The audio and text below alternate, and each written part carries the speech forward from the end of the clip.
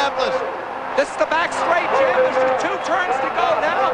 Mears behind, and he's again trying to slipstream him. John Cock did a good job of staying ahead of him in turn 1 when he made that move there. Good. That may was be brilliant. enough. That was brilliant. Not quite over. John Cock still with the lead. Here it comes Headed again. for the finish line. He's still closing. That's his wife. It's too late now. You only got to pray. Look at that. Here you see them. Mears, can he make a move at the finish? He's making a move. No, not quite. John Cock has won the Indianapolis 500. He won it by less than a car length. Less than a car length after 500 miles. The disappointed wife of Rick Mears there. Wow. The jubilation in the pits, the Pat Patrick pits. Gordon Johncock has won it. He held on in the closest finish in the history of the Indianapolis 500.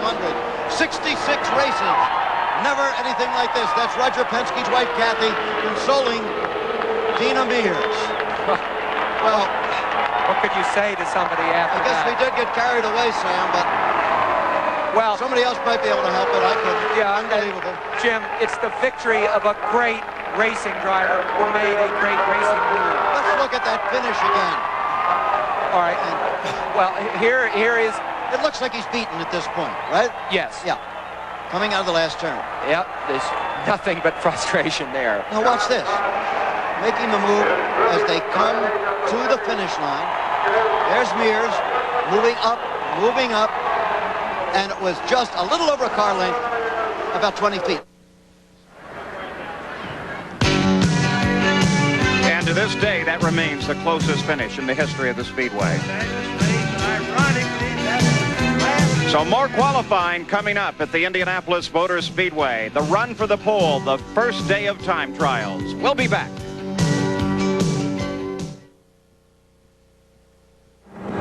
The Rayner Indy race car goes over 200 miles per hour. A Rayner Decade garage door, a bit slower. The Rayner race car develops over 750 horsepower. A Rayner door opener, under 1. The Rayner race car is built to perform a few hours. Rayner Decade doors and openers are built to last much longer. Rayner Decade garage doors, warranted to last as long as you own your home. Thanks again, boys, and keep the change. You hear all this nonsense about Kellogg's Frosted Flakes being just for kids. Well, I, for one, eat them, and I'm going to go right on eating them. Frosted Flakes just for kids, come on. Like we adults have to go sneaking around, like we can't love these crisp, sweet flakes just as much as kids. Who is it? You just have to admit it. Frosted Flakes have the taste adults have grown to love. They're great. Too many people think a spark plug's a spark plug. Well, all spark plugs aren't alike. These AC copper core plugs match my car's specs like rounds in a chamber, firing up to 30 times a second for up to 30,000 miles of high revving firepower. Precision AC Delco parts. They don't just fit, they match. Keep your car running the way it was made to run. For the AC Delco retailer nearest you, just give me a call at 1-800-AC-DELCO. Hi, I'm Mario Andretti. Rain-X is a product that I've used for many years, both while racing and for maximum visibility in my personal vehicles. Everyone should use Rain-X. It's incredible. Nice beard. My electric razor doesn't shave that close. It's not your razor, man. It's your face. Without Electric Shave, your beard just lays there. Electric Shave stands up your beard so it shaves down close, lubricates for comfort. Good tip. Electric Shave for a closer, smoother shave. Tomorrow on ABC Sports, glamorous Monte Carlo provides the backdrop for Formula One racing's premier event. Drivers take the ultimate test in driving skill and auto performance in the Grand Prix of Monaco.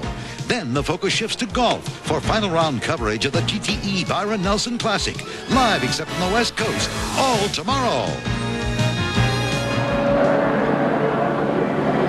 We're back live at the Indianapolis Motor Speedway as the green flag flies for the number 22 car of Dick Simon. At age 54, he is the oldest man to attempt to qualify for the 500-mile race this year.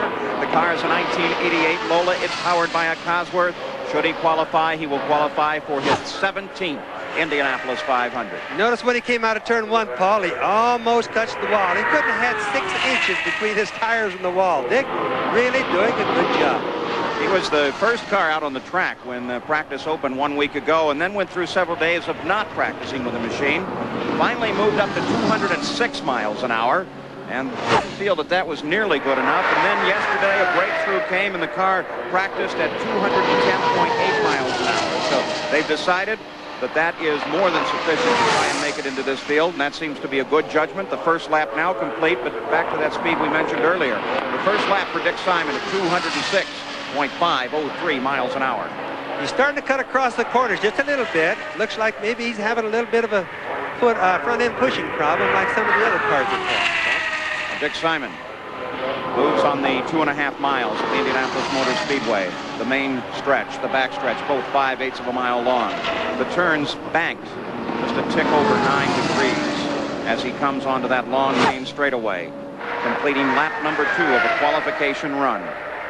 Using more of the track than most of the drivers. If you notice when he goes in, see how he's in the gray a little bit with his right front tire.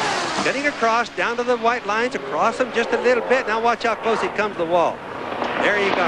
6 inches from the wall. Is that all he had, Paul? Lap number 2 at 206.28 miles an hour. The average, 206.3 miles an hour. Dick Simon on the backstretch now. Down the backstretch at about 219 miles an hour. Cosworth power. His best start in the Indianapolis 500. Last year, started in 6th position. So far, 7 people have qualified as we take a look once again at the lap 2 speed and the average, and Dick Simon takes the white flag, indicating 1 more lap to go on this 4-lap, 10-mile qualification attempt. 4 laps around the 2.5 miles that are Indianapolis. You can see the car wiggle just a little bit as he comes across the short chutes. Dick Simon at 206.413 miles an hour, so he picks it up from the second lap just a bit. He is now averaging 206.398 miles an hour. The machine is a Lola powered by a Cosworth, a 16-year veteran of the Indianapolis 500. There's almost no wind blowing. The track, the only difference that we're going to get is the sun just baking down on the track. That's a wave off, Paul, which means they don't feel that 206 miles an hour is just going to do it to make the show. We've been talking about that all morning.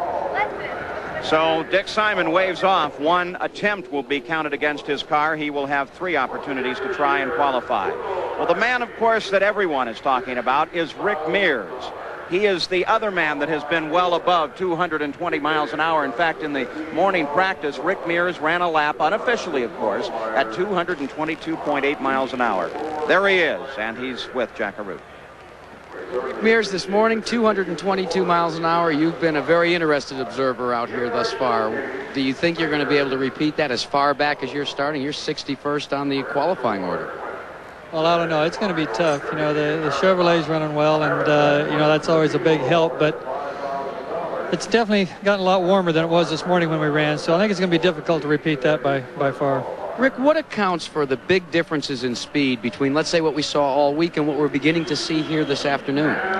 Well, really, the speeds of the cars themselves account for it. The cars are running so fast nowadays. You're leaning on them so hard that, you know, a little variation in condition makes a big variation in lap time. And if a car is off, it goes off in a big way. So, you know, it really makes a lot of difference with condition now. When Al Unser Sr. was finished with his run and done with the photographs and the interviews, you were the first one to huddle with him over on the pit wall side. What were you asking him? Well, I just kind of wanted to get an idea which way the track was going, and yeah, and it was getting slipperier. So we just got to deal with Lady Luck and the draw we got and see what happens. Maybe one of the advantages of having a 3-car Penske team is you can check with your teammates before he has to go out. Paul? Well, a little intelligence for Rick Mears. He is still to qualify along with Sullivan, Ray Hall, Al Unser, Roberto Carrero, some of the great names of the sport yet to qualify this afternoon. We'll be back.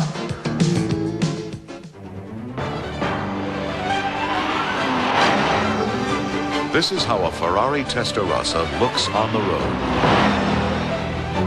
And this is how a Ferrari Testarossa looks to the road, where it ultimately responds through the contact patch of its Goodyear Eagle tires. The exclusive tires chosen by Ferrari for every Testarossa sold in America. Goodyear Eagles, because there really is a difference.